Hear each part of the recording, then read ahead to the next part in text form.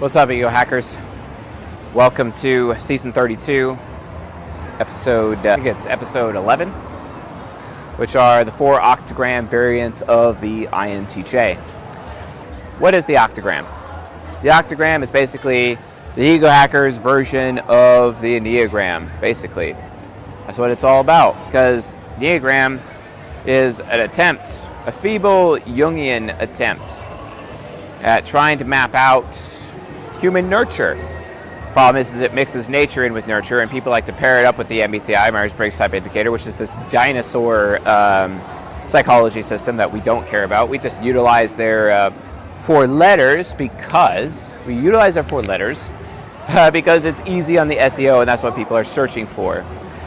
Sadly, the MBTI has actually lost popularity over time, so not very many people are searching for it. And oh my God, let's be honest, my SE demon really enjoys making everybody else uncomfortable. Really enjoys it. Because I really don't give a shit, at all. I don't.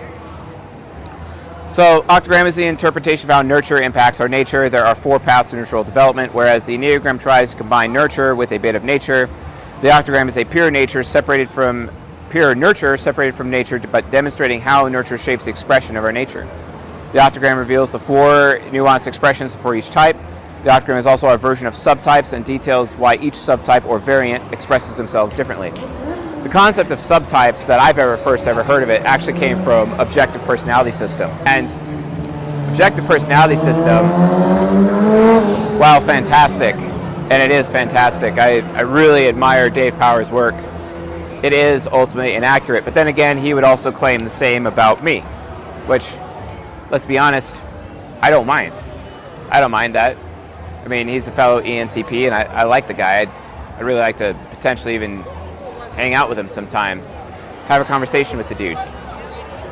But subtypes, for him, he's got 512 different combinations, which technically there could be 512 different combinations under certain contexts, but he's doing it specifically from the functional level. So from his perspective, subtypes are still based on nature, and they are not based on nurture. Whereas from our perspective, in the ego hacker community, it is entirely about nurture. And nurture ultimately matters. It matters the most. Especially from an ego hacking perspective, because ego hacking somebody at the Octagram level, ego hacking somebody from the nurture level is far more effective than ego hacking somebody at the cognitive function level. Because cognitive functions are way too sensitive. And it's so hard to build rapport with people because we're a naturally xenophobic race. We're always aware of the risks that potential human beings pose. However, if you can ego hack someone at the Octagram perspective, their entire life opens up to them. Something that the paranoid INTJs who are watching this lecture should actually learn, because Octagram is the easiest way to actually get into your heads. Just shower you in praise and shower you with respect, give you your cognitive origin in the certain ways that you like served up to you. And then basically anyone could potentially have you eating out of their hands, which can be problematic. Entirely problematic. So, based on that, there could be some issues. So yeah, subtypes. Where does the Octagram come from? What is it made of? We actually discussed this at length in the Ego Hacking Your Fear Masterclass. We go really deep in the Octagram. We talk about how you can ego hack yourself from an Octagram perspective to actually improve things with everything that you're doing in your life, which is awesome. For me, I had to learn how to internalize my envy and become the envy in the room. That is ultimately how I was able to shift myself from UDUF to UDSF and gain more of that hope energy instead of relying on that despair energy, which is basically survival mode, which we'll be discussing how that manifests within INTJs during this lecture. So how does one's Octagram come to be? And it comes from a process called soft locking. December 2022, Cutting Edge discussed the concept of soft locking. I highly recommend you watch or listen to that podcast so that you can get educated on how that works, because that is a prequel episode to this particular series that we're doing for season 32. So yeah. So our environment forces us to prefer one side of the mind over the other. Our family, communities, and life experiences, we face pressure in our brains through neuroplasticity to adapt to our environment. Soft locking is the engine for Octagram neutral development. The environment either enables or disables the expression of our ego. If you cannot express your ego fully in your environment, the pressure will lead you to the other sides of your mind. However, your psyche is always still trying to achieve its cognitive origin, even from a different side of the mind. Soft-locking refines your ego, also known as ego enablement, or expands it, also known as ego disablement, forcing expansion to the other sides of the mind. So like when you're in your environment as like a child, for example, which is where your cognitive development first happens, basically in your childhood. Well, when that happens, so anyway, like when you're a child and you have your parents, like I have two FJ parents, so they're extroverted feelers and they're trying to get into my introverted feeling because their extroverted feeling is trying to get to my introverted feeling. They're both like these introverted feeling, extroverted feeling vampires, basically trying to like vampirically extract introverted feeling moral behavior from me, which I cannot do because I have introverted feeling trickster. So while my father's extroverted feeling hero, which is optimistic, could somewhat interface with my introverted feeling trickster because it is optimistic, I'm not going to be able to produce much for him at all.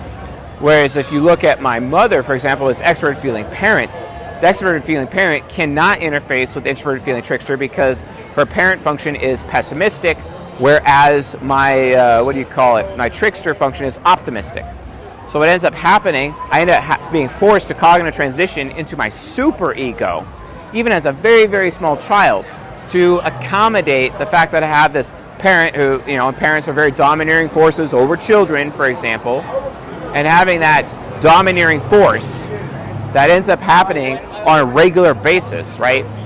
That I end up in my superego producing introverted feeling parent with my ESFP demon as a small child. That ends up creating neural pathways that makes it easier for my brain to be in my superego, which is the fastest way to get me to become U to UF, basically, as a child from an Octagram perspective, right?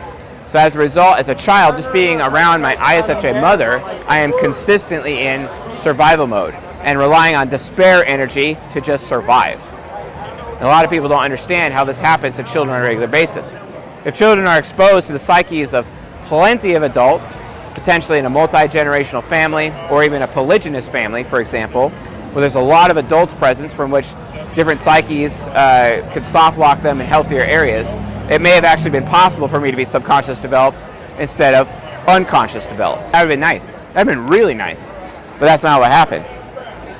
Soft locking is the result of your life circumstances pushing you along the path to enlightenment, which is true. Because the path to enlightenment is cognitive integration. It's when all of our four sides of the mind come together and we are fully integrated as people. And we become complete human beings. That is what holiness means, because the definition of being holy is complete, lacking nothing, right? So to be a complete human being, you have to be soft-locked. And sometimes people are soft-locked based on the different people in their life. They're soft-locked into certain sides of their mind, right? That's how that works. Literally how that works. And there's not much that can be done about that. It is what it is. Parents are very powerful forces and exert those powerful forces on their children. And while girls gain the advantage of camaraderie potentially from their parents, boys do not. They only work really in a compatibility zone. So because this is one of my arguments as to why the nuclear family itself is extremely dangerous to children, because it actually inhibits our cognitive development. Whereas if you notice, tribal societies or societies with extremely large families, all of those children are way more advanced, way more developed. This is why we have the concept known as the quinceañera, which is, or the bar mitzvah, the bat mitzvah, 15 years of age. Because people are expected to basically become adults by 15 as per tradition. And that's really only possible because of a tribal society, tribal living. Either through multi-generational family, large family, or polygyny, basically. That's it. That's the only opportunity we have to really reach maximum growth. And the soft locking puts us in the different sides of our mind and develops those neural pathways. So, archetype plus origin divided by soft locking equals your octagram, also known as your nature or nurture. INTJs, for example, are seeking reverence. That's our primary cognitive origin, which is deep respect, regard, admiration, praise, and for others to care about what they believe is worthy of respect. They want to be treated with respect. Respect is everything, and especially when they work hard to achieve and gain the accolades of success, and then people see their little accolades, their little totems of achievement, and then they are afforded more respect as a result. That's everything to an INTJ. Now, paradigm shifts such as moving out of your house, taking on a new lover, changing careers or jobs, having a child, or starting over in a new city often forces paradigm shifts in your psyche, changing your cognitive focus. This means that cognitive focus is far more variable, whereas cognitive development is far more static, right? That's why your childhood exists to develop your cognitive development. Your adolescence is basically your first cognitive focus. That's what that means, right? Your very first cognitive focus. But people are entirely aware of this phenomenon. Cognitive focus does change over time, though, through those paradigm shifts that you have in your life. Unconscious focus, for example, is a temporary mind state. It is not permanent. It is not permanent whatsoever, all right? And that, too, can be an issue. It is not permanent. It's a survival mode. It's what your brain is doing to cope with the environment that you're in, because your brain is naturally trying to get you closer and closer to subconscious focus. This is why as children by default are trying to aspire, because it's the brain already trying to get us to subconscious focus. But unconscious focus, it's very temporary. It's just a survival state. Now, I used to say that it was just UDUF that is that way, but as we researched in the Octagram, we realized that SDUF, the decay energy, and as much as the despair energy from UDUF, is also basically some kind of it's semi-permanent. It's not a permanent thing. So the idea is that you have to learn how to internalize your deadly sins in order for you to get out of unconscious focus and into subconscious focus. That's what that means. So this is often why childhood determines cognitive development, and adolescence determines your first cognitive focus as you age, and circumstances change. Your cognitive focus changes along with it. And this is all based on the temple wheels. Reverence being at the center with the temple wheel spokes, such as, quite frankly, the living virtue known as modesty, and the deadly sin known as vainglory, your shadow pole known as desecration, and your aspiration pole known as egotism. So let's actually discuss the 4 variants. That's what I do, man. Okay, for what though? For my podcast. What podcast? The C.S. Joseph podcast. What? The C.S. Joseph podcast. Okay. It's on Spotify. You can listen to it if you want. Are you live right now? Not live, no. Just doing a recording, sir. Do you ever go live? Oh, all the time. Go live and ask some questions. I can't go live right now. I'll give you some views. Look at her. Look at her. She is a lovely woman, that's for sure. That's very nice of you. I'm really good at answering questions. Yeah? You want to answer questions? You don't have to answer questions. Why are you scared? I'm not scared. All right, fair enough. You could probably edit this a little bit later. Come in the view. What's your name? Natalie. Natalie? All right, cool. Remind me of someone I used to know when I was young. Okay. Fascinating. So, tell us about yourself a little bit. What do you want to know? I need to get a little close so you get the volume in here. Microphone? Yeah. Don't worry, I won't touch you. You can't walk away after making me do this. What's your thing? Like, what makes you happy? What do you do for a living? What is all that? I just graduated school to be a surgical technologist. I'm from England, Ipswich, England. Moved here for school. Lots of achievements, huh? So, which school? Gonzaga? NIC. Oh, NIC. Not a bad thing. It's really cheap, and they can It's really cheap. So I yeah, gotta because do it it's all a by really nice myself. excuse to just do it, just to get here in the States. To do it all the time. I totally know that. It's cheap. Oh, it is very cheap, very affordable. Then you can transfer. You're gonna go to U of I after that, or? Yeah, to get my PA. Yeah. Oh, you're gonna be a PA? Yeah. That's cool. So, like, are you gonna be like on the ED, doing that? I used to work for a hospital. Neuro. I want to be neuro side PA. Surgical Neuro. side. Neuro, huh? That's awesome. Yet I do psychology and whatnot, so you're gonna get into people's brains. So I used to. So when I started out, like when I was little, I wanted to be a psychologist, Yeah. and then I think you'll want to be a psychologist after this for sure. Well, I mean, it's always in the back of my mind. But then I was like, okay, money-wise, what do I need to do? And like, if I can still work with brains, what can I do in PA for a neurosurgeon? Are you familiar with Dario Nardi's work? Yeah. Excellent. He's one of my colleagues. Really? Yeah. Okay. All right, I got her pegged, folks. Let's do this. So you're all about what you want. Everything in your life is all about what you want. Your plan, your trajectory. Although you kind of take a little shortcuts every now and then because you're super speed. No one's faster than you, let's be honest. Always aware of what everyone else is thinking all the time, such that you care about your reputation and your status. Deep respect and regard is the one thing that's most important to your life because you want to be revered. Respect is everything. You don't like when people disrespect you. You know exactly what you like. You know exactly how you feel, often making decisions based on your mood because you weigh out everything in your life all the time. Got to weigh it out, and you're going to make decisions based on how you feel, and that's not a bad thing. Although you have a little bit of a fear, performance anxiety, separation anxiety, fear of rejection. Because that's the thing, when you invest in someone, because here's the thing, it's really hard for you to like attach to somebody, like let's say you're like with a guy in your life, it's really hard for you to like choose him and attach it to him, right? Because as soon as you make that choice, you're all in. And then you get super mega invested. And then you actually get rejected, it hurts you the most. And you're afraid of that. And then you worry about that guy not wanting you anymore because you worry about other people's choices, you worry about betrayal. It gives you a nice little natural amount of paranoia, which is pretty cool. Also very critical towards your own thinking. You got to verify everything, do so much insane amounts of research because what you believe, while it is important to you, you want to make sure that what you believe matches the facts, that it's everything to you all the time, right? Because you're very critical towards your own thinking. Oftentimes to the point where not that anyone would know, because you are an intellectual, but not that anyone would know. Sometimes you're like, oh my God, what if I'm stupid, right? So you got to constantly do research, find out what everyone else is thinking. Hey, what do you think about this? Hey, what do you think about this? Hey, what do you think about this? You know what I'm saying? Yeah, it's pretty dope that way, right? Yeah. And then what you're entirely unaware of is social norms, social etiquette, because who fucking cares about the social rules and the social etiquette? Because at the end of the day, we're all humans, right? It don't matter.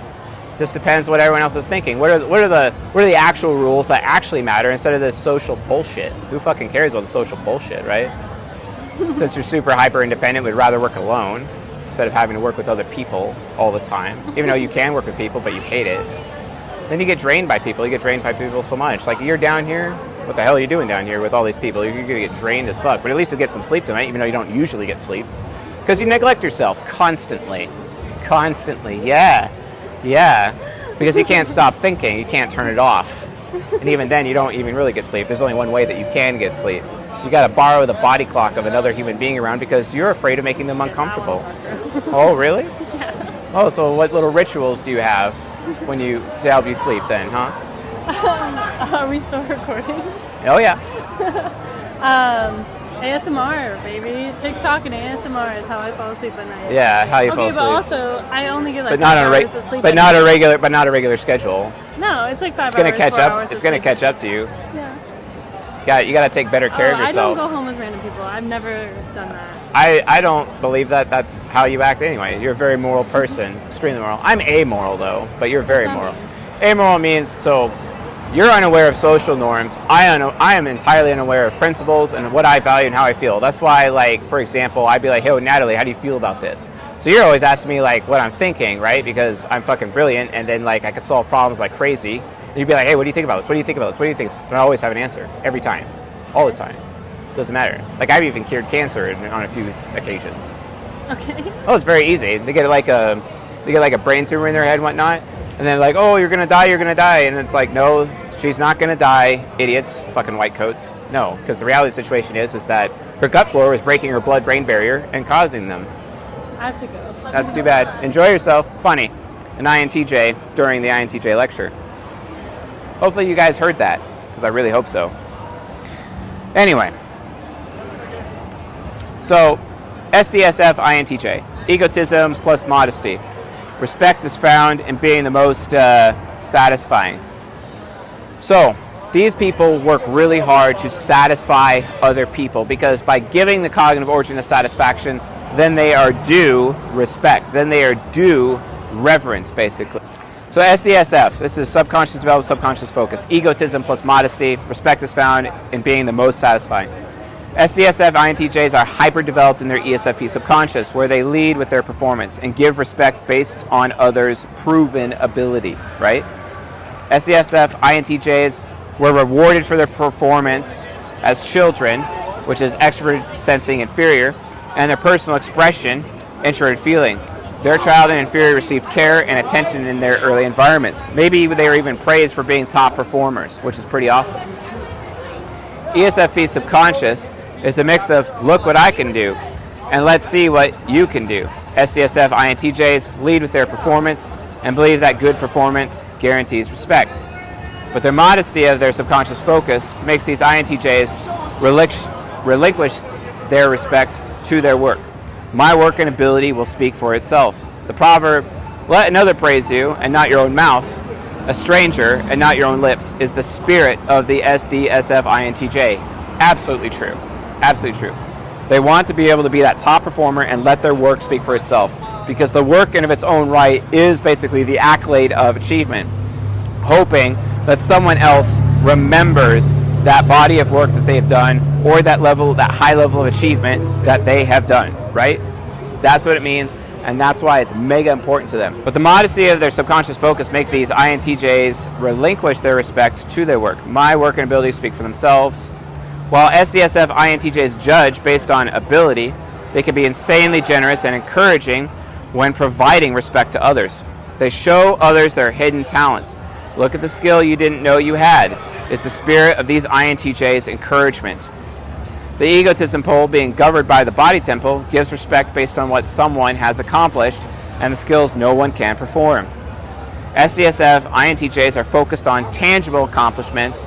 The body temple subconscious demands a visible body of work to not only prove respect, but continue to gain more. The drive to leave something behind is the highest for SDSF INTJs, with that double helping of extroverted sensing, absolutely needing to leave a lasting impact. Amazing. CSF INTJ, that's joy energy, according to Strauss and Howe theory from the book The Fourth Turning. Thank you, Lane, aka Elliot Woodhead, for that piece of knowledge. It's really good. Now, SDUF INTJs, which are the decay INTJ variant, which is egotism plus vainglory. Quote, I will gain respect by being the ultimate catch. This is also my ex, if that's even her name, I don't know, claims her name is, don't know, who knows what her name is. It's all bullshit anyway. Excellent con artist. SDUF INTJs were enabled in childhood to develop their ESFP subconscious, but eventually their performance and ego investments of FI child no longer cultivated enough respect. The revelation of their immaturity pulled them into their shadow. Basically, what that means is that it's likely that their parents or the adults in their life enabled them in the wrong things, enabled them towards skills that didn't actually matter, enabled them towards skills that didn't actually bring them respect in adulthood. Whereas SDSF INTJs, the skills that they learned as a child still garnered and commanded respect and gained respect for them in their adulthood. Whereas the SDUF INTJs, they're just enabled for the sake of enabling and enabled in skills that actually don't really do anything in adulthood. Like being very good at playing video games, for example, or being competitive at video games. Do you really think that that's going to give them a lot of respect? No, it's not. So SDUF is decay, and for that reason.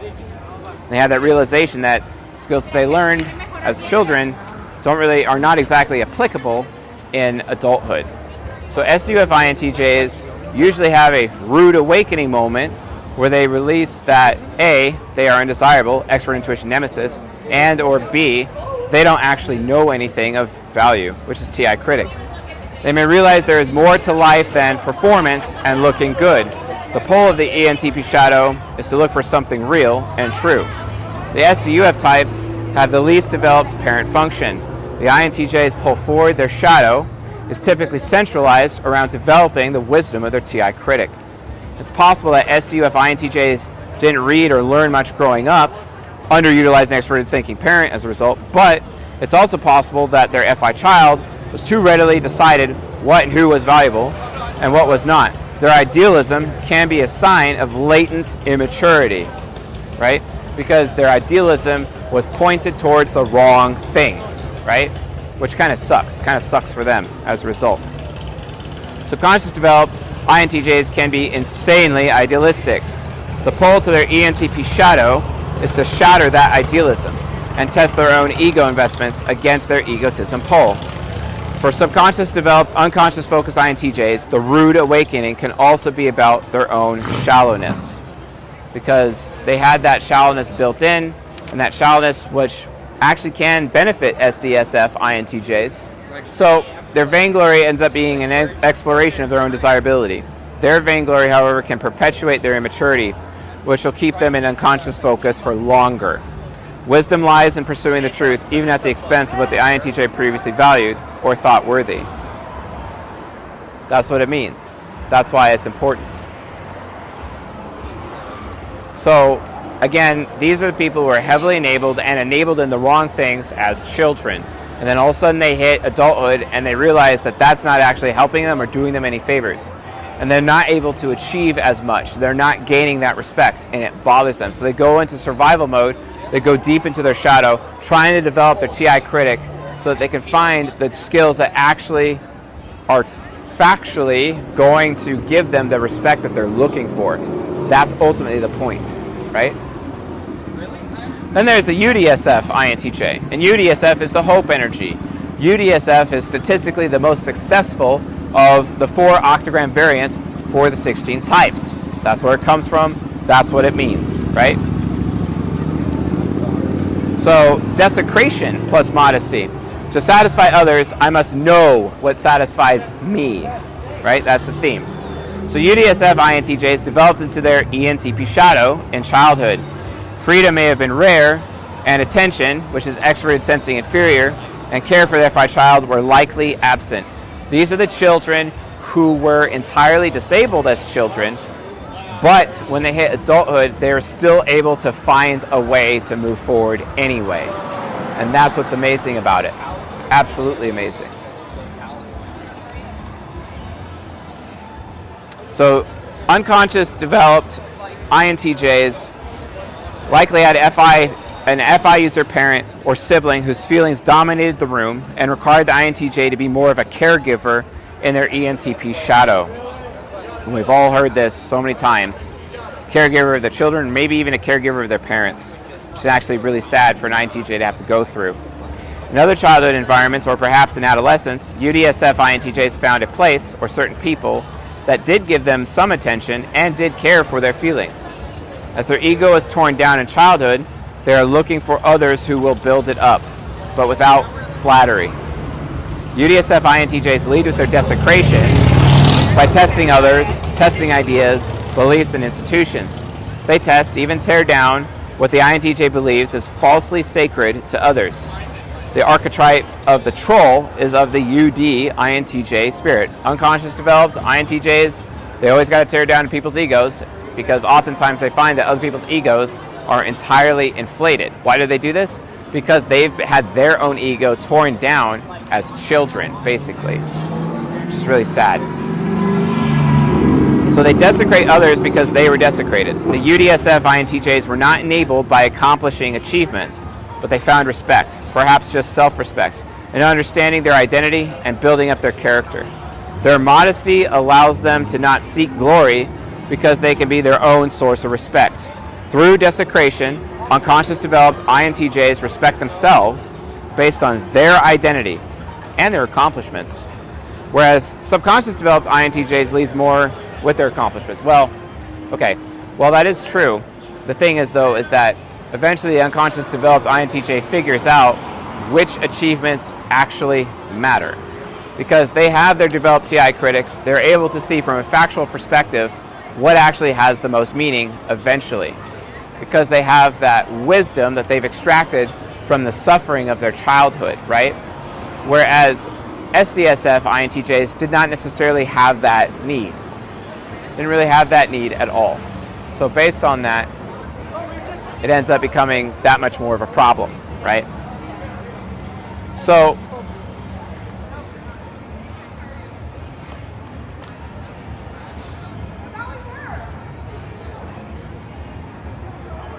With their hope energy, they will grind away at the goals they have set for themselves, and equipped with the tools of their shadow, their ego and anti-hero can soar once the INTJ finds their path.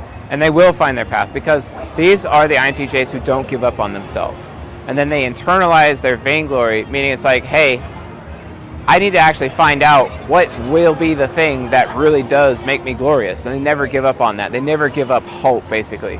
And as long as they have the guts to never give up, from a Naruto perspective, right? Tales of a gutsy ninja. They'll actually find everything that they're looking for, which is mega important. It's highly important. Then there's the UDUF INTJ. Desecration and vainglory, the despair energy. The people who have been entirely disabled in childhood and the people who have been entirely disabled in adulthood. This is like the Catch Me If You Can, Leonardo DiCaprio portrayal of Frank Abagnale, the INTJ con artist, for example. Respect is for those that satisfy. UDUF INTJs were completely disabled in their early environment, either due to burdening extreme levels of responsibilities as a child, severe trauma, or both. Unconscious developed, unconscious focused INTJs lacked freedom and stability in their early environment. Unconscious developed, unconscious focused INTJs are also the most likely variant to have experienced severe rejection from their caretakers and their peers. Which really sucks. It's really painful. I feel bad for them. It's too bad. Shoot my podcast. What's your podcast? It's the C.S. Joseph podcast. It's on Spotify. What is that? That's where I talk about cutting edge psychology. Cutting edge psychology. Yeah. Ooh, fun. Yeah. What are you talking about? Right now I'm talking about the 4 Octagram variants of the INTJ archetype according to Jungian analytical psychology. Why? What is your main objective? Why in downtown Coeur d'Alene right now? Oh, that's just what I do. I always film down here. It's where I film my podcast, where I record it. How many followers do you have? Depends on what platform. But like on YouTube, it's like 60,000. It's a very, very obscure niche.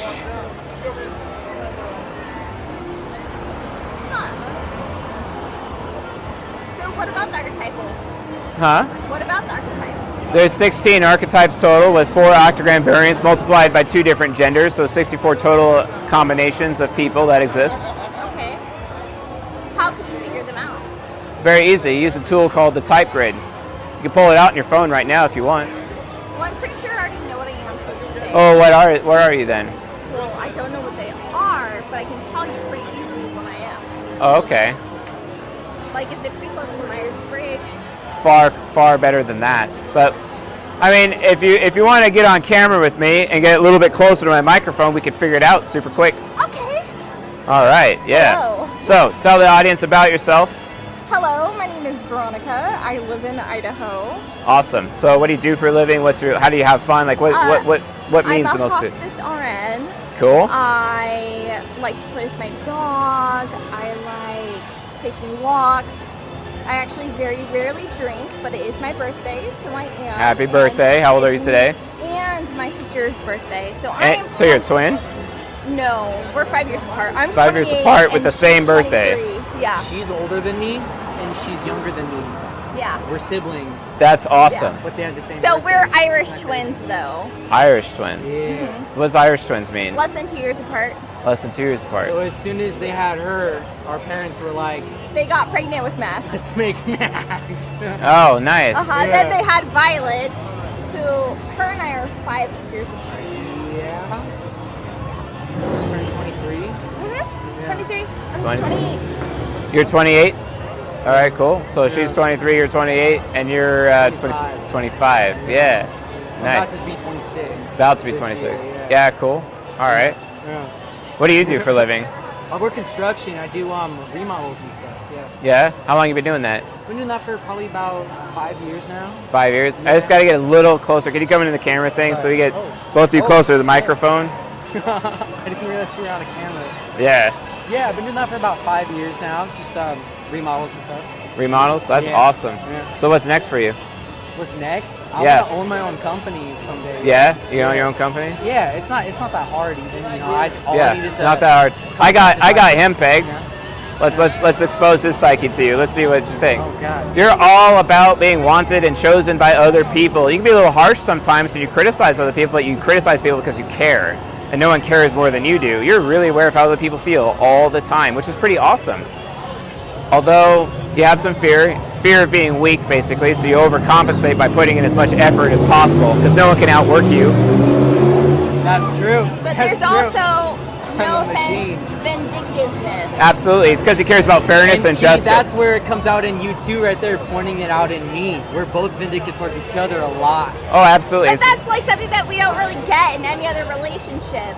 No, yeah, it's because that's my sister. Yeah. No, it's because you care about fairness and justice. That's how you are. The thing that you want the most out of life is satisfaction, but sometimes you have to satisfy others, and then that gets you respect. But then you actually lead with showing respect to others, hoping that they'll satisfy you, because you want to be chosen, you want to be wanted. That's literally how you live your life.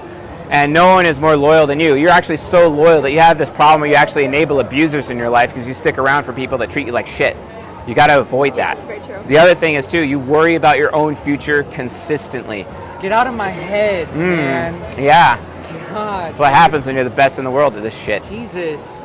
That just Very obliterated critical me right towards there. very critical Fuck. towards other people's thinking, though. So you have a problem with listening to people sometimes. But then again, you look at charts, you look at data, you look at propaganda, you look at the news. It's like it's all bullshit. Makes sense, though. Some of it Yeah. makes sense, I think.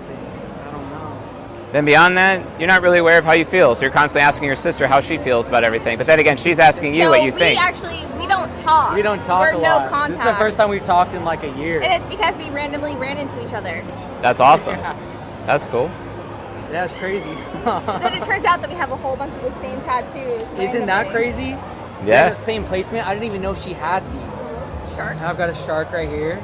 Epic. Isn't that crazy, dude? I Yeah. didn't even know she fucking had these tattoos. Yeah. Yeah.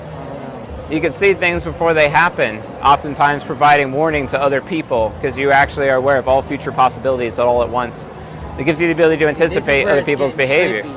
Yeah. This is where it gets trippy. Because Real trippy. In psychology, do you actually believe that there is like this, like mediums and like this like future sensing? And like, do you actually believe in that? Absolutely. In psychology, like as Absolutely. a science? Yeah. As a science. Yeah. As a science. It very much is the thing, just like when people are passing, when they're actively dying, like you can see like the light leaving their eyes before they go EOL.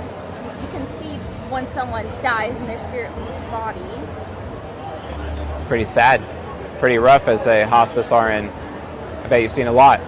It's alright. A lot of sad stories. Very, very rewarding. Why?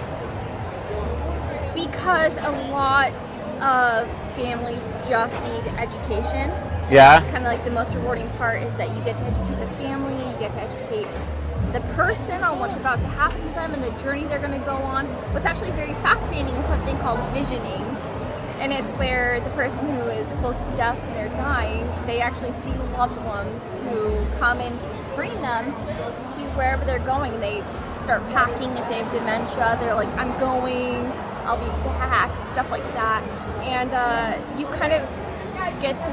I don't believe in God, but I now believe in an afterlife because of You what watch I've my seen work, in I've this actually office. proven the existence of God through my work. I've never- Season 17, episode 1, 2, 3, and 4, and 5 specifically. If you watch those on my YouTube There playlist. definitely is not a God like we've seen it, but there is an energy, there is a universe, there is all of it. I highly I've seen disagree. that through hospice work.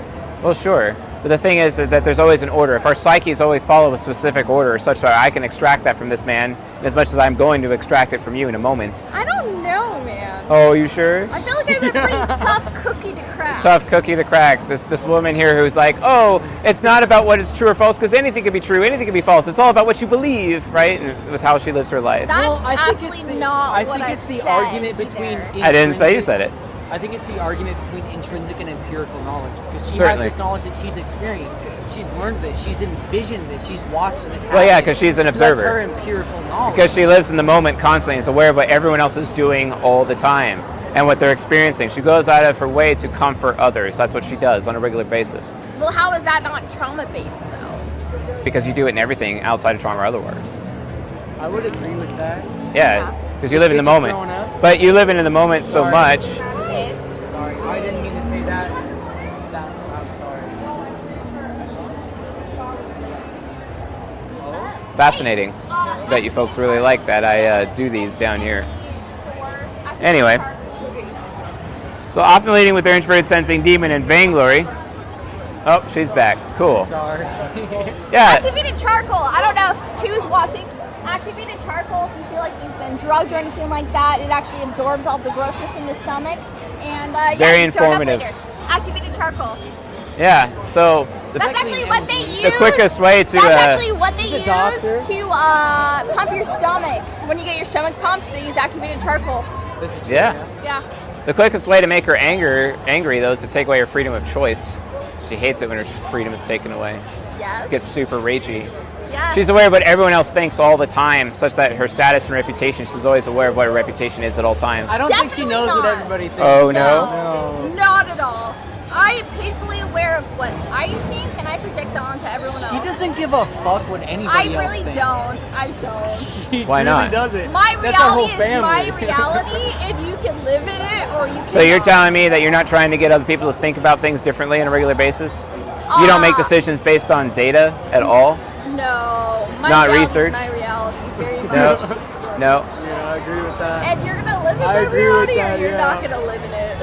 Or you're Okay. cut out. I have Right. experience yet. Fair enough. This has been a riot. Thank you. Oh my god, dude. Again, my reality is Thank you. my Thank reality. you. Can I shake your hand? Certainly. All right, what Thank else you. you got for me, I magician? appreciate it. He's a Fascinating he's a that you said brain that. magician. I am a brain What else you magician. got? Have you ever Try and performed a crack me. lobotomy before? Yeah. Can I have several? I'm just kidding. We're trying to get a lobotomy. No. I'm just kidding. He said he's doing free lobotomy.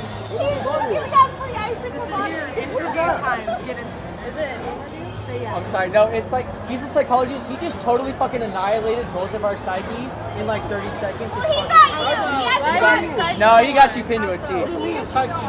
Elaborate. It's probably better for this gentleman to elaborate.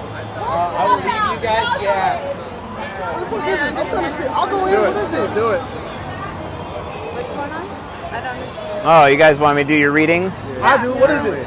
Like I'm a psychic, you know what I'm saying? Yeah, I need that. I need that. No, do me. Do you? All right, cool. Do me. Yeah, so like, what do you do when you get forgetful because you live in the moment so much? Try to remember. I don't know what you mean. Try to remember. You write things down all the time because you have to? Yeah, I totally understand. You're very aware of everyone else's comfort and also what they're doing all the time. What makes them comfortable, what doesn't make them uncomfortable is you try to avoid that. You care about how other people think about you, and your status and reputation goes out of your way from that perspective, but you know exactly what you value. What's a good or bad thing on a consistent basis. Fastest way to piss you off is to take away your freedom of choice, though.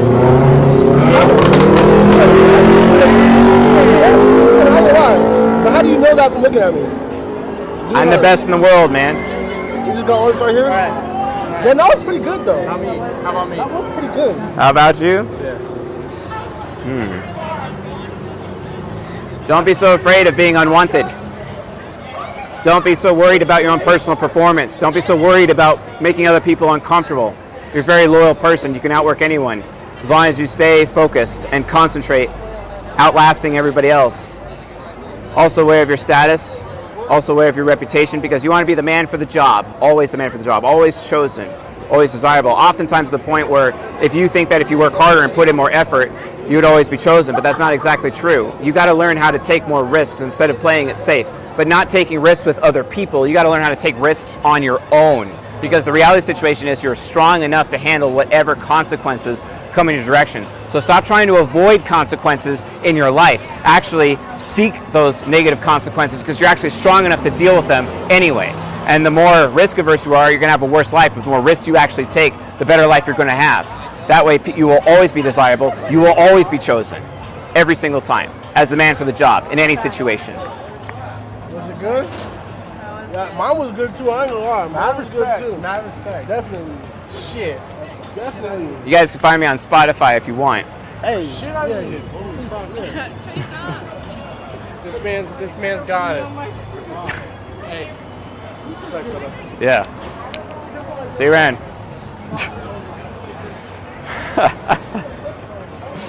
Oh my God, that's fun. That's why I do this. And yeah, I'm going to include it in the lecture. I don't give a shit. We're not editing any of this out. So, back to the lecture. U to UF INTJs.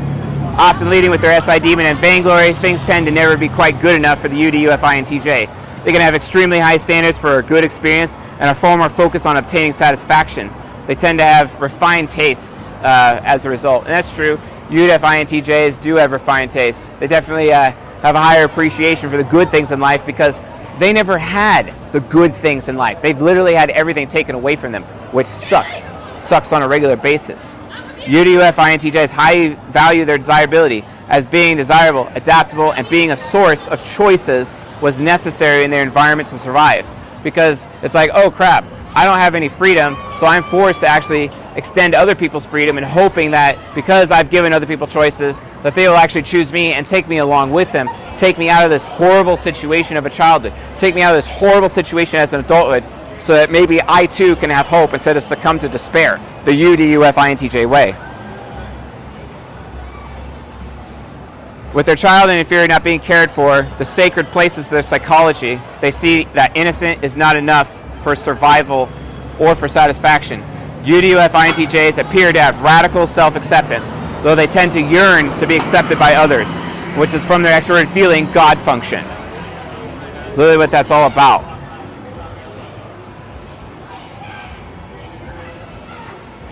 So, radical self-acceptance, though they tend to yearn to be accepted by others. Their shadow and superego live off of acceptance, and they get very little, which is so sad. I accept you. I accept you, U to UF INTJs. I had the pleasure of dating one recently. She reminded me of my first love, who had brain cancer and died of brain cancer. And even she couldn't believe that someone like me existed. She couldn't believe that someone could actually be compassionate towards her. So she just decided to just sell her soul to an organization, an evil organization, and made that choice, chose that organization, chose that life above me, even though I had all the compassion in the world to give to her. But that's her choice. She made the wrong one. Like all U to UF variants, survival is a priority. This is enlightening for the INTJ, given their reliance on their introverted sensing demon's endurance. U to UF INTJs often expect abuse and are afraid to ask more from life than coping with in the indulgence of their SI demon. U to UF INTJs can find there is a better life outside of mere survival. So in conclusion, social engineering implications of the Octagram. If cognitive origin never changes, regardless of development and focus, then giving them their origin through their preferred poles is the best way to reach them. The egotism subconscious development pole is best met by acknowledging the achievements or the potential achievements that the INTJ has accomplished or is pursuing. Be wary of flattery, as the heart temple types are often attuned to manipulation through flattery, and that's why they love receiving desecration from others. The desecration unconscious developed pole is best met by surveying the things the unconscious developed INTJ regards as sacred cows and seeks to accept the criticism and building from the INTJ. Not taking yourself too seriously is important to connect with unconscious developed INTJs. So both of the four sides dynamics in the Octagram are ultimately dynamic, but the Octagram is even more so because it deals exclusively with nurture. The deeper implication of the Octagram variant is to understand how the other temple origins are siphoned in through the poles. For example, check out the Ego Hacking by Text Masterclass, as well as the Ego Hacking Your Fear Masterclass for more information. So yeah, such is the way of the four Octagram variants of the INTJ archetype. Hopefully you folks found this lecture useful, helpful, and educational for your types and for your variants. I love INTJs. I love my golden pair. Nothing ventured, nothing gained. Don't be afraid to choose. Don't be afraid to attach. Don't be afraid to invest. Yeah, you might get rejected, but if you do, that person wasn't for you. Detach, move on to someone else who does, who actually will show you that appreciation for the gratitude that you give, for the investment you give. I know I do, even though oftentimes you folks often look at me and just see someone who's just too good to be true. The reality of the situation is, I am true, I am here. I'm not God, I'm just a man. But however, I'm a man of passion, and I'm willing to share that passion with you. Thanks for watching and listening, folks. I'll see you guys tonight.